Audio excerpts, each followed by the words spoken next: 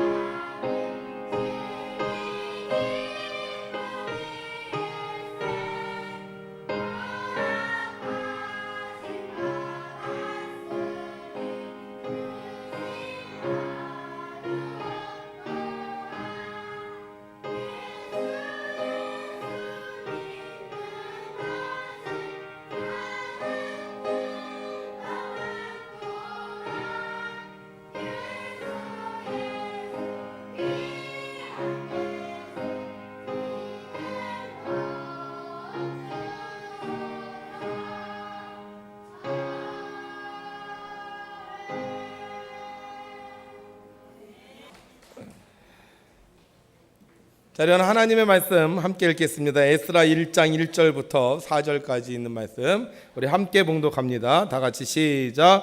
바사왕 고레스 원년에 여호와께서 예레미야의 입을 통하여 하신 말씀을 이루게 하시려고 바사왕 고레스의 마음을 감동시키심에 그가 온 나라에 공포도 하고 조소도 내려 이르되 바사왕 고레스는 말하노니 하늘의 하나님 여호와께서 세상 모든 나라를 내게 주셨고 나에게 명령하사 유다 예루살렘의 성전을 건축하라 하셨나니 이스라엘의 하나님은 참 신이시라. 너희 중에 그의 백성 된 자는 다 유다 예루살렘으로 올라가서 이스라엘의 하나님 여호와의 성전을 건축하라.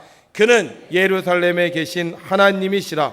그 남아있는 백성이 어느 곳에 머물러 살든지 그곳 사람들이 마땅히 은과 금과 그 밖에 물건과 짐승으로 도와주고 그 외에도 예루살렘에 세울 하나님의 성전을 위하여 예물을 기쁘게 드릴지니라 하였더라. 아멘. 지난 한 주간 동안도 하나님의 뜻을 이루기 위해 열심히 사신 여러분들에게 하나님의 크신 은혜와 사랑이 함께 하시기를 주님의 이름으로 축원합니다. 지금 당장은 좋은 결과가 보이지 않을지라도 마치 땅속에 있는 씨앗이 나중에 열매를 맺듯 여러분들의 수고 헌신이 아름다운 열매도 성장하게 될 줄로 믿습니다. 이런 분들이 있을 거야. 난 지난주에 하나님 뜻대로 살지 못했는데 나 이렇게 말씀대로 사는 게 힘들까. 그러나 여러분들이 오늘 이 시간 이 자리에 와서 예배를 드린다면 하나님께서 여러분들에게 새로운 능력과 힘을 더하여 주셔서 하나님의 귀한 성도로 쓰임받게 될 줄로 믿습니다. 목욕탕에 가면 여탕하고 남탕이 있잖아요. 근데 이 여탕하고 남탕이 좀 차이가 있다고 합니다. 여탕에는요 샤워 타월이 없대요. 남탕에는 샤워 타월이 있습니다. 네, 그리고 여탕에는 헤어 드라이기가 유료고요. 남탕에는 헤어 드라이기가 무료입니다. 그래서 우리는 마음대로 쓸 수 있어요. 또 여탕의 치약은 이렇게 묶여 있고요. 남탕의 치약은 그냥 막 돌아다닙니다. 그리고 여탕은 수건이 없죠. 그래서 들어갈 때 수건을 2장씩 갖고 들어가야 돼요. 근데 남탕은요 수건이 이만큼 쌓여 있어요. 그래서 쓰고 싶은 대로 쓰면 됩니다. 이것을 보고 여자분들이 그랬어요. 남녀 차별이다. 왜 남자들이 이렇게 막 죽어 여자들이 이렇게 못하게 하느냐. 이거 해결해야 된다 하고 청을 냈습니다. 그랬더니 목욕탕 업주들이 이 소식을 듣고요. 만약에 이 여탕도 남탕하고 똑같이 하면 수건과 치약과 타올이 나만 남지 않는다고 항의를 했어요. 그래서 진짜로 실험을 해봤어요. 목욕탕에서 수건 100장을 가져다 놓고 봤는데 일주일이 지났는데요. 여탕의 수건이요 20개밖에 안 남다는 거예요. 근데 남탕의 수건은 100개 갖다 놨는데 120개가 되더래. 남자들이 수건 갖고 와서 그냥 놓고 가갖고 120개가 됐대요. 여러분 여탕과 남탕의 차이가 있어요. 이와 마찬가지로 하나님을 믿는 사람과 하나님을 믿지 않는 사람의 차이가 있습니다. 그게 뭐냐면 하나님을 믿는 사람은 하나님을 찬양해요. 뭐라고 찬양하죠?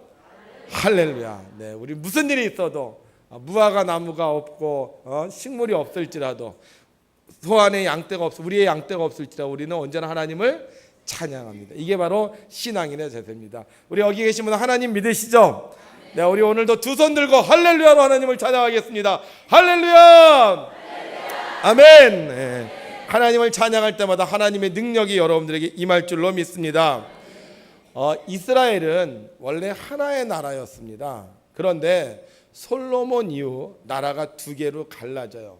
북쪽에는 이스라엘, 남쪽에는 유다가 됩니다. 여기는 안 나왔는데 남쪽에는 유다라는 나라가 생기고요. 북쪽에는 이스라엘이라는 나라가 생깁니다. 그러다가 기원전 722년에 지금 안 보이는데 이 이스라엘이라는 나라가 이쪽 유프라데스 밑에 있는 아시리아라는 나라에 대해서 멸망을 당하게 돼요.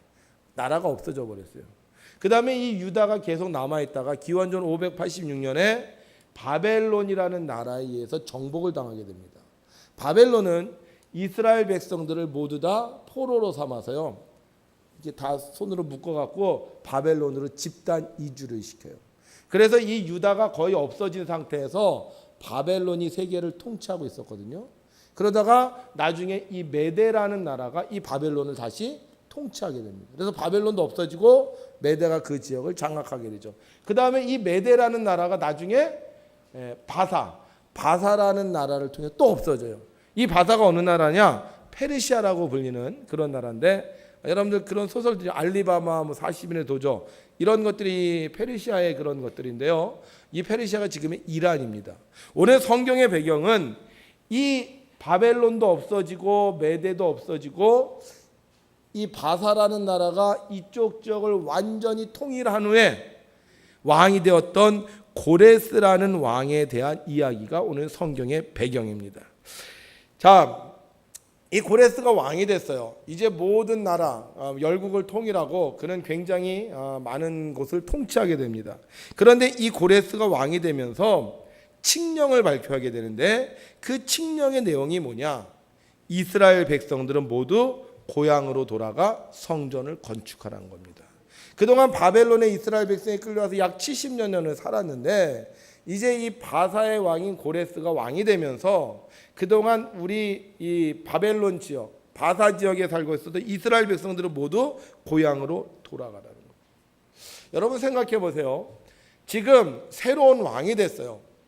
그렇다면 나라를 잘 다스려야 되는데 대부분 나라를 잘 다스리는 방법은 바로 문단속을 잘하는 겁니다. 안에 있는 사람들이 흩어지지 않고 자리를 잘 지키고 자기에게 주어진 책무를 잘 감당하게 하는 게 어떻게 보면 처음 왕국을 통일한 왕이 해야 되는 일이에요. 근데 지금 왕은 어떻게 해요? 거기에 있는 사람들을 오히려 바깥으로 내보내는 겁니다. 이스라엘 백성들은 이 바벨론에 끌려와서 70년 동안 각계각층의 자리를 잡았어요. 하인으로 일하는 사람들도 있었을 것이고 그 다음에 중직을 담당한 사람들도 있었을 것입니다. 그런데 이 수많은 사람들을 갑자기 하루아침에 예루살렘으로 돌아가 버리라는 거예요. 얼마 전에 우리나라에서도 조선족들이 불법으로 취업한 사람들이 있었습니다.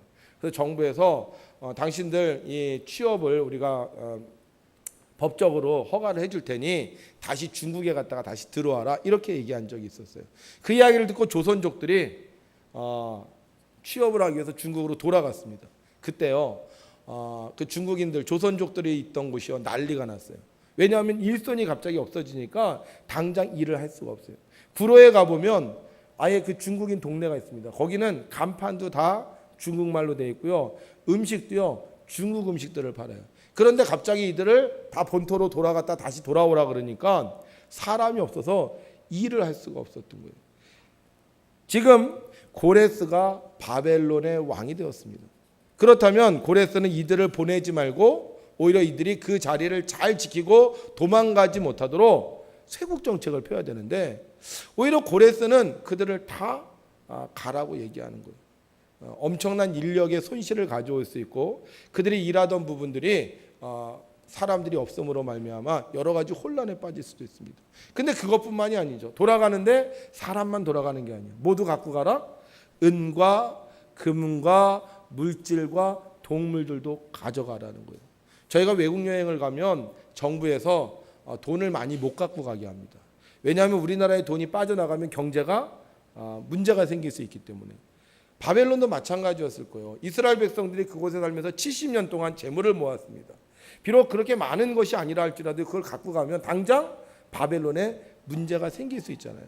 그런데 고레스가 뭐라 그래요? 그거 다 갖고 가라는 거예요. 그리고 가서 모자라면 다른 사람들에게 연락을 해서 남아있는 사람들한테 연락을 해서 다시 보내라는 겁니다. 어떻게 보면 금전적으로도 굉장히 많은 손해를 볼 수밖에 없는 그런 상황입니다. 고레스가 왕이 되어서 나라를 안정시키고 더 부강하게 해야 되는데 왜 고레스는 이스라엘 백성들을 예루살렘으로 보내고 심지어는 그들에게 금과 은과 물질을 가지고 말하고 있는 걸까요? 그렇다고 고레스가 이스라엘 백성들에게 뭐 어떤 계약을 한 것도 아니고 이스라엘 백성이 고레스를 도운 것도 아닙니다. 아무런 조건도 없어요. 그런데 고레스는 자기의 모든 손해를 감내하면서 인력과 재물을 보내는 거예요. 도대체 무엇 때문에 고레스는 그들을 보낼까?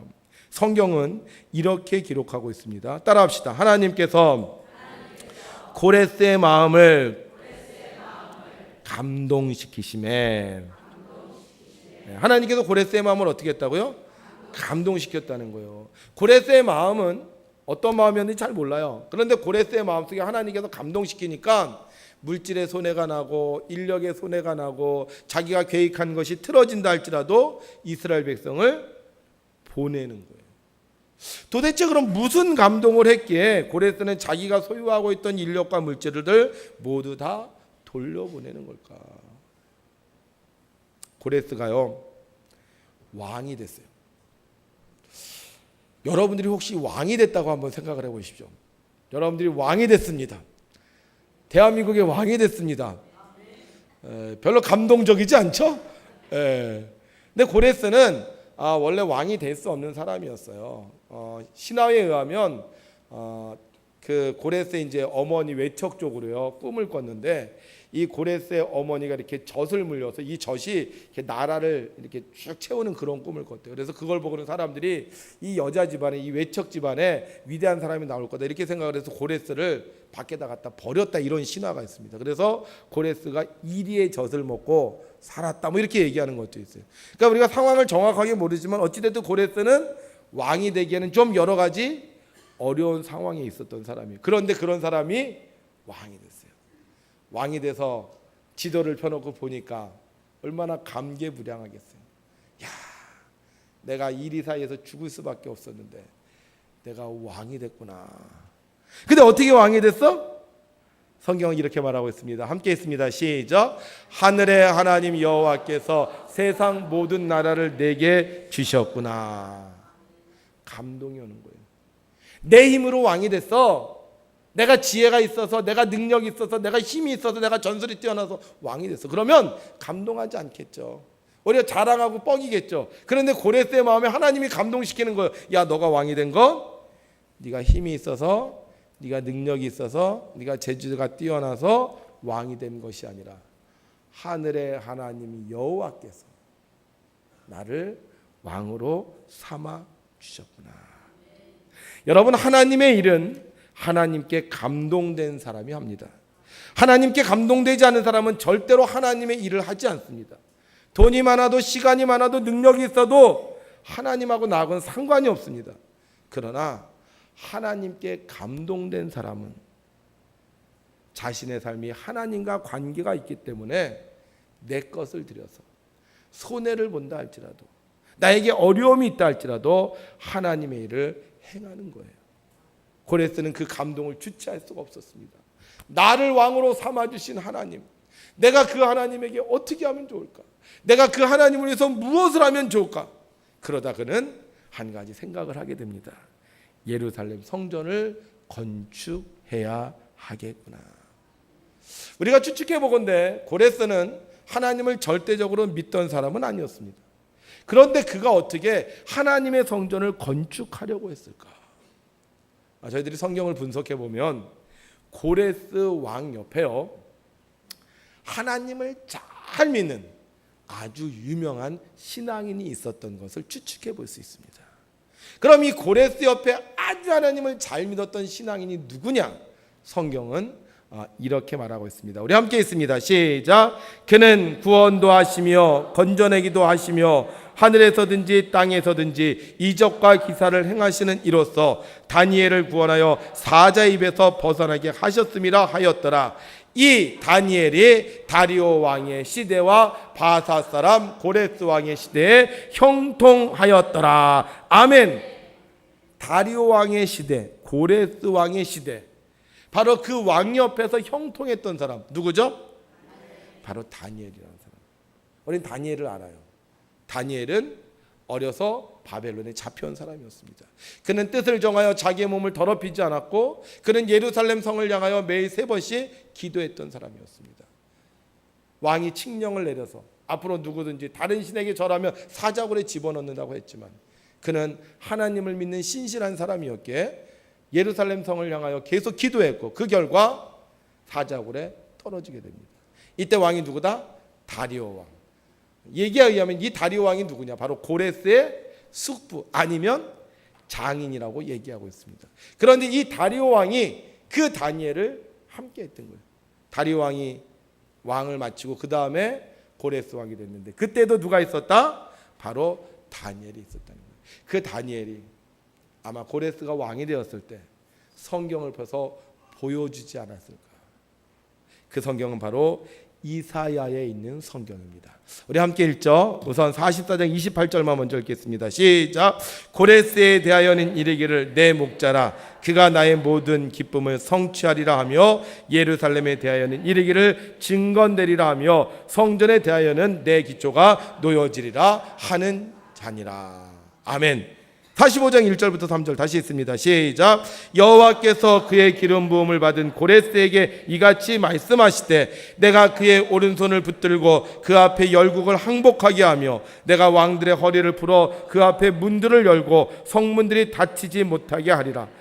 내가 너보다 앞서가서 험한 곳을 평탄하게 하며 논문을 쳐서 부수며 쇠빗장을 꺾고, 내게 흑암 중에 보아와 은밀한 곳에 숨은 재물을 주어 내 이름을 부르는 자가 나 여호와 이스라엘의 하나님인 줄을 내가 알게 하리라. 할렐루야. 여러분들 별로 놀랍지 않죠? 근데 고레스는 이 말을 보는 순간 아마 굉장히 놀랐을 것 같아요. 왜냐? 이 말은 이사야서입니다. 다시 말하면 이사야는 고레스가 태어나기 전의 사람입니다. 고레스가 태어나기 전에 100~200년 전 사람이에요. 그런데 그 사람이 성경을 썼는데 그 성경에 누구의 이름이 있어요? 고레스의 이름이 있는 거예요. 여러분들이 성경을 봤는데 성경에 여러분들의 이름이 있어요. 어떠시겠어요? 고레스는 그 성경을 보는 순간 깜짝 놀랐을 거예요. 내가 알지 못하던 신, 내가 태어나기도 훨씬 전에 하나님께서 내 이름을 성경에 기록하셨고, 내가 왕이 될 것이며 왕이 되어 예루살렘을 중건하게 하겠다는 것을 보는 순간 그는 마음의 감동을 받아, 그래, 내가 해야 될 일은 바로 예루살렘 성전을 건축하는 것이구나 하고 생각했을 것입니다. 여러분, 왜 사람들이 하나님의 말씀에 감동하지 않을까요? 하나님의 말씀이 나와 상관없는 말씀이면 감동하지 않습니다. 그런데 하나님의 말씀이 나와 상관 있는 말씀이라는 것을 깨닫게 되면 우리는 하나님의 말씀에 감동하는 거예요. 가끔 성도님들이 그런 얘기를 합니다. 목사님, 어떻게 목사님 내 사정을 그렇게 잘 아세요? 오늘 목사님 설교는 다 나를 위한 설교예요. 그러면 감동이 오는 거예요. 근데 여러분들이 설교를 들으면서 저 설교 우리 시어머니가 들어야 되는데, 저 설교 우리 남편이 들어야 되는데, 그러면 그 설교는 여러분들과 상관이 없는 설교입니다. 근데 설교를 듣는데 그 설교가 바로 나를 향한 하나님의 말씀이라는 것을 깨달으면 우리는 감동하게 되는 것입니다. 하나님은 다니엘을 통하여 고레스에게 하나님의 말씀을 들려주셨습니다. 그 말씀이 바로 너를 향한 하나님의 예언이라는 것, 그리고 그 말씀에 감동한 고레스는 하나님의 말씀대로 이스라엘 백성들을 예루살렘으로 보내 성경의 말씀대로 예루살렘 성전을 건축하라고 명령하는 것입니다. 하나님의 말씀에 감동한 사람은 하나님의 말씀에 순종합니다. 그러나 하나님의 말씀을 듣고도 감동하지 않은 사람은 자신을 향한 하나님의 은혜와 사랑을 저버리고 맙니다. 그러나 하나님의 말씀에 감동한 사람은 그 말씀이 아무리 힘들고 어려운 말씀이라 할지라도, 내가 손해를 보는 말씀이라 할지라도 나를 향한 말씀인 것을 알기에 그 말씀에 순종하며 사는 것입니다. 고레스는 하나님의 말씀에 감동했습니다. 그래서 그는 믿음이 없었지만 하나님 말씀대로 행동했습니다. 자신의 왕국을 세우면서 하나님의 백성을 하나님께 돌려보냈으며 자신의 인력과 물질이 사라짐에도 불구하고 예루살렘의 성전을 지으라고 명령했습니다. 하나님은 하나님의 일을 행하실 때 하나님께 감동된 사람을 통하여 일하십니다. 아무리 교회를 오래 다녀도 성경을 많이 알아도 하나님에 대해서 경험이 있다 할지라도 하나님께 감동되지 않은 사람은 하나님의 일을 할 수가 없습니다. 그러나 비록 교회를 얼마 다니지 않았다 할지라도, 하나님에 대해서 잘 모른다고 할지라도 하나님께 감동되면 그는 하나님의 일을 하게 되고 하나님 그를 통하여 하나님의 뜻을 이루어 가시는 겁니다. 하나님은 하나님께 감동된 고레스를 사용하셨습니다.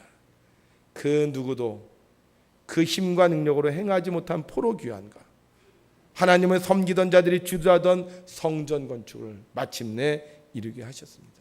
그리고 고레스의 이름을 성경에 기록하여 많은 사람들에게 하나님의 일꾼으로서의 귀감이 되게 하여 주셨습니다. 하나님께 감동된 사람, 하나님은 그를 위하여 큰 일을 이루어 가시는 것을 믿으시기를 바랍니다.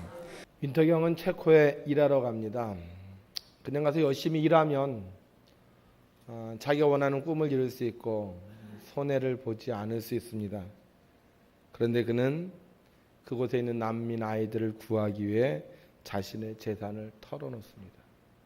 무려 8차례에 걸쳐서 목숨을 걸고 모두 669명의 아이들을 구출합니다. 자기 민족도 아닙니다. 자기하고 상관도 없습니다. 그 아이들을 구출하기 위해선 재산의 손실과 목숨의 위협을 감당해야 됩니다. 그런데 그가 왜 이런 어려운 일을 했을까요? 저는 그가 하나님께 감동된 사람이었기 때문이라고 생각합니다. 만약 하나님께 감동되지 않았다면 그는 아이들을 보고도 모른 척했을 것입니다. 괜히 사서 고생할 필요 없다고 하면서 외면했을 것입니다. 그저 자신의 일에 열심히 충실하게 살았을 것입니다. 그러나 그는 한 생명을 천하보다 귀하게 여기시는 하나님의 마음을 알았기 때문에 안정적인 삶을 벗어버리고 어린아이들을 구하는 일에 목숨을 걸었던 것입니다. 하나님의 일은 하나님께 감동된 사람들이 합니다. 하나님을 잘 믿는다고 해도, 교회를 오래 다녀도, 직분이 높아도 감동이 없으면 일하지 않습니다. 감동이 없으면 말씀을 듣고도 행하지 않습니다. 그저 자기 일만 할 뿐입니다. 그러나 하나님께 감동된 사람은 비록 내게 손해가 된다 할지라도, 때로는 나의 목숨을 잃는다 할지라도 하나님이 하시고자 하는 일을 행하는 것입니다. 하나님은 윈터경을 통해서 하나님의 일을 행하게 하셨습니다. 669명의 아이들, 그리고 그 아이들을 통해 낳은 6,000명의 생명을 하나님은 구원해 주셨습니다. 하나님은 이런 윈터경을 축복해 주셨습니다. 2003년 영국 정부로부터 기사자기를 받았고 작년에는 체코 정부가 주는 훈장을 받았습니다. 얼마 전에 돌아가셨는데요. 그분이 돌아가셨을 때 체코에서 많은 사람들이 와서 그의 죽음을 위로했습니다. 여러분, 하나님의 일은 하나님께 감동된 사람들이 행하는 것입니다. 우리는 하나님을 믿습니다. 그리고 국민의 4천만 중에 1,000만이 기독교인이라고 합니다. 그런데 과연 그 많은 사람들이 하나님께 감동된 사람들일까요? 아니면 그냥 교회를 다니는 사람들일까요? 예수님은 이 땅에 오셔서 하늘나라를 말씀해 주셨고 하늘나라의 일을 보여주셨습니다. 죽은 자가 살아나고 소외된 자들이 사람들 안으로 들어오기 시작을 했습니다. 정말 하늘의 기적과 놀라운 능력이 나타났습니다. 그런데 사람들은요, 예수님이 하시는 일을 보고도 감동하지 않았습니다. 그들을 보면서 예수님께서 탄식하십니다. 우리가 너희를 향하여 피리를 불어도 너희가 춤추지 않고 우리가 슬피 울어도 너희가 가슴을 치지 아니하였도다. 예수님이 이 땅에 오셔서 그렇게 수많은 기적을 일으키셨는데 자신의 모든 것을 다 버리시고 정말로 가난하고 불쌍한 사람들, 외로운 사람들을 위해서 헌신하셨는데 사람들은 그 일을 보면서 비판하고 예수님을 공격했습니다. 왜 그들은 주님의 하시는 일을 보고도 감동하지 않았을까요? 왜 주님의 말씀을 듣고도 감동하지 않았을까요? 주님은 그들을 향해 이렇게 책망하십니다. 가버나움아, 내가 하늘에까지 높아지겠느냐? 음부에까지 낮아지리라. 내가 내게 행한 모든 권능을 소돔에서 행하였더라면 그 성이 오늘까지 있었으리라. 왜 감동하지 않아요? 높아지려고 하기 때문에. 왜 감동하지 않아요? 더 높아지려고 하기 때문에. 높아지려고 하는 사람은 내려올 수가 없습니다. 높아지려고 하는 사람은 그 자리가 너무 좋기 때문에 그 자리에서 내려가면 손해볼 것 같게 주님 말씀대로 살 수가 없는 것입니다. 다른 사람을 도우려면 내가 희생해야 되는데, 하나님 말씀에 순종하면 내가 헌신해야 되는데 왜 그 어려운 일을 하려고 하겠습니까? 내가 안 해도 남이 하는데, 내가 안 해도 잘 돌아가는데 왜 내가 그런 수고를 해야 되겠습니까? 높은 자리에 앉아서 높이 올라가려고 하니까 그들은 주님의 말씀을 들어도 감동하지 않고 오히려 주님을 공격한 겁니다. 주님이 이 땅에 왜 오셨을까요? 저는 그렇게 생각해요. 주님께서 예언자들을 보내셨거든요. 예언자들을 보내는데요, 그들의 말에 감동하지 않는 거예요. 기적과 능력이 일어나도요, 이사와 표정이 나타나도요, 감동하지 않는 거예요. 그래서 예수님께서 이 땅에 오셨어요. 근데 예수님이 와서 또 하늘나라의 일을 하시는데도요, 감동하지 않아요. 결국 어떻게 됐습니까? 주님이 우리 대신에 십자가를 지시고 못 박혀 죽으셨습니다. 하나님을 믿는 사람이 감동해야 되고 하나님을 믿는 사람이 하나님의 일을 해야 되는데 우리가 감동하지 않으니까, 우리 자리가 너무 좋아서 우리가 감동을 밀어내니까 결국 예수님이 이 땅에 오셨고요, 우리가 해야 될 일을 예수님께서 대신 행하셨습니다.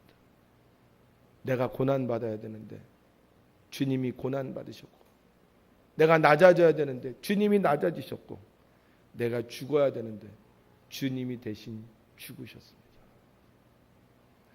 전 이 찬송 참 많이 불렀던 것 같아요. 우리 한번 불러볼까요?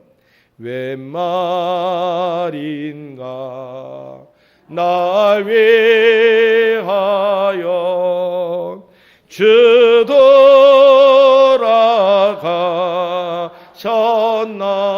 돌아가셨나. 이 벌레 같은 날 위해 은혜 받으셨나. 늘 울어도 눈물로써 못 갚을 줄 알아. 못 받게 드릴 것 없어 예 몸 바칩니다.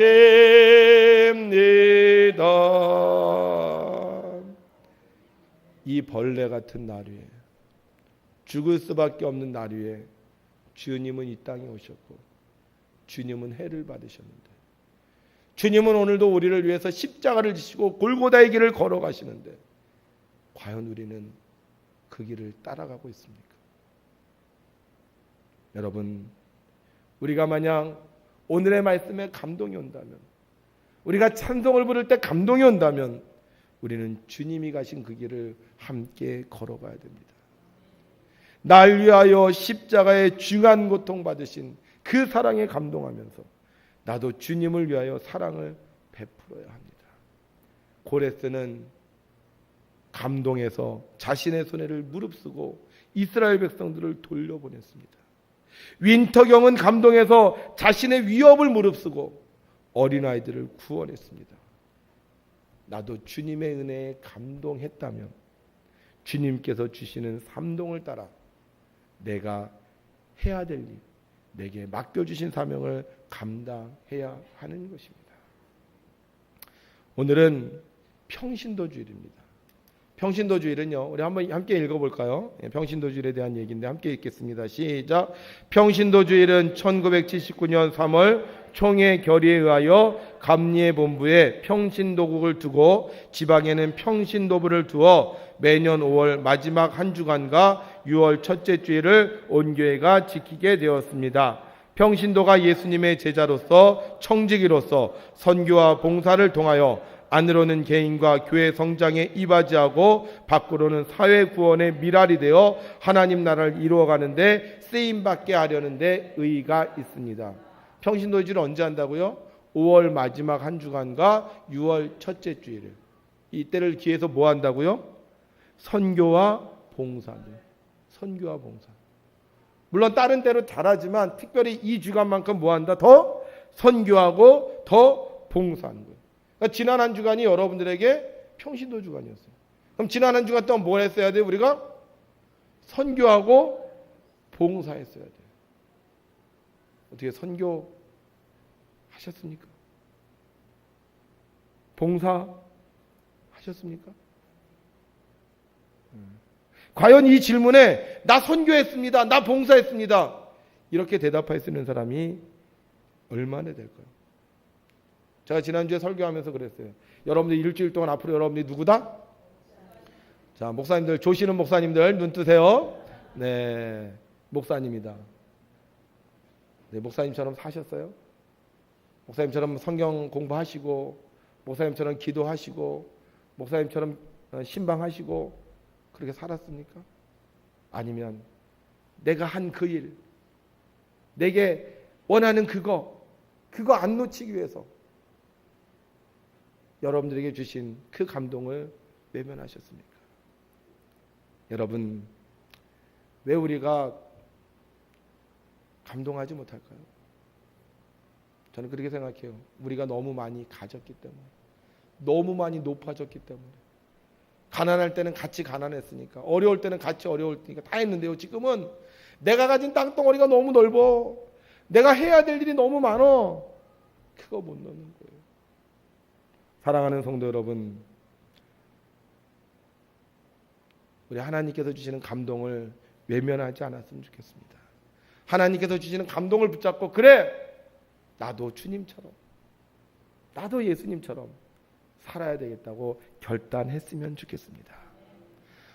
감동이 오지 않는 또 한 가지 이유가 있대요. 그게 뭐냐 하면 우리가 하나님께 기도하는 걸 잃어버렸기 때문이라는 거죠. 예수님을 따랐던 제자들이 있었습니다. 그런데 이 예수님이 돌아가시고 나서, 십자가에 못 박히시고 나서 제자들이요 다 숨어버렸어요. 다 도망치고 말았어요. 예수님께서 부활하셔서 그들을 만나시고 나서 그들에게 부탁하십니다. 너희들 예루살렘을 떠나지 말고 내가 보내준 성령을 기다려라.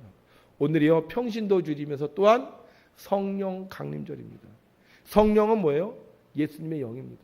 성령이 내 안에 임할 때 우리가 감동하게 되고요, 우리가 감동하면 주님의 일을 행할 수 있게 되는 거예요.